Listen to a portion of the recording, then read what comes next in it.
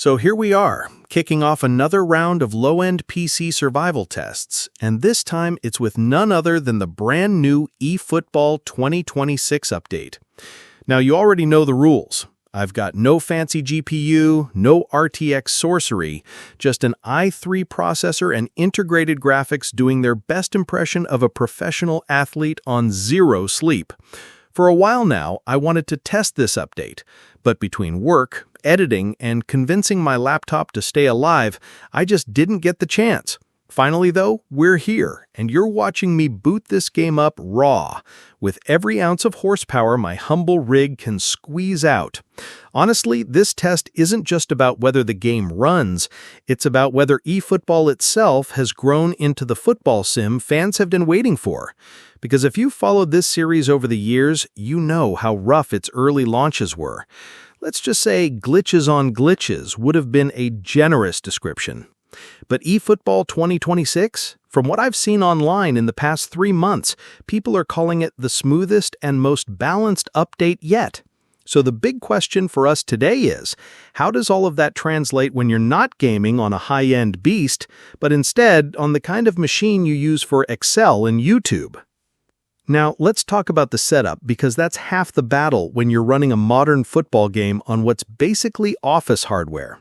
The moment I downloaded it on Steam, I was hit with the usual settings screen. But here's the catch. The game refused to let me pick 720p resolution. Strange, right? It's like the developers thought, nah, nobody will ever play this game at 720p in 2026. Clearly, they've never met us low-end warriors.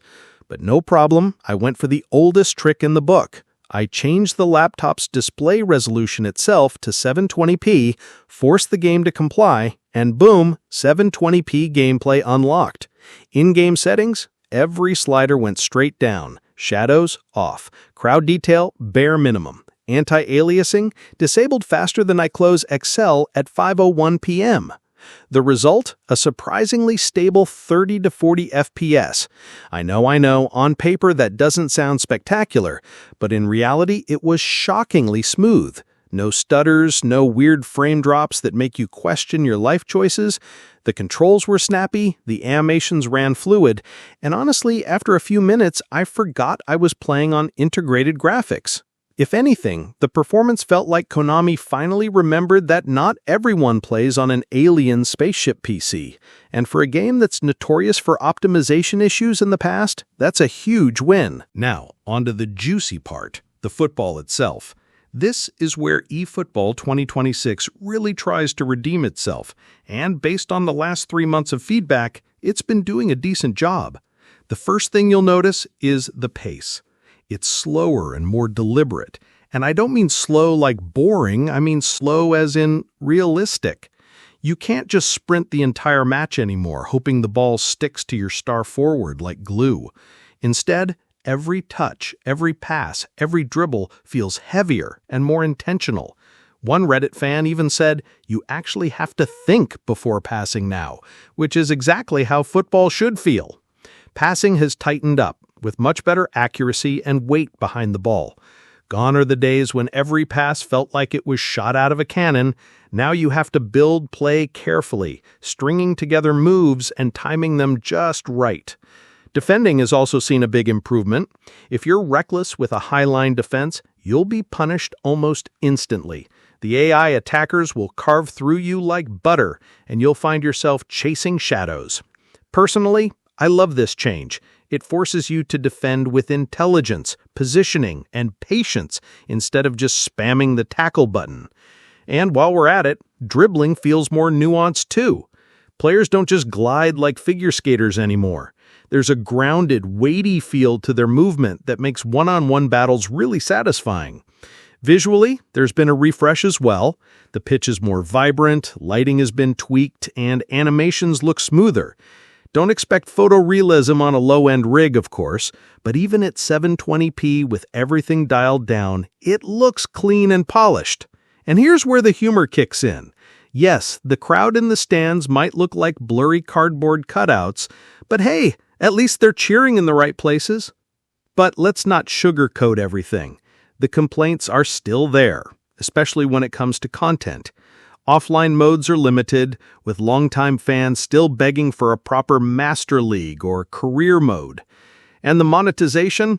Well, let's just say Konami hasn't forgotten how to milk its player base. Microtransactions are still lurking in the background, and some players argue that the game leans too much into pay to compete.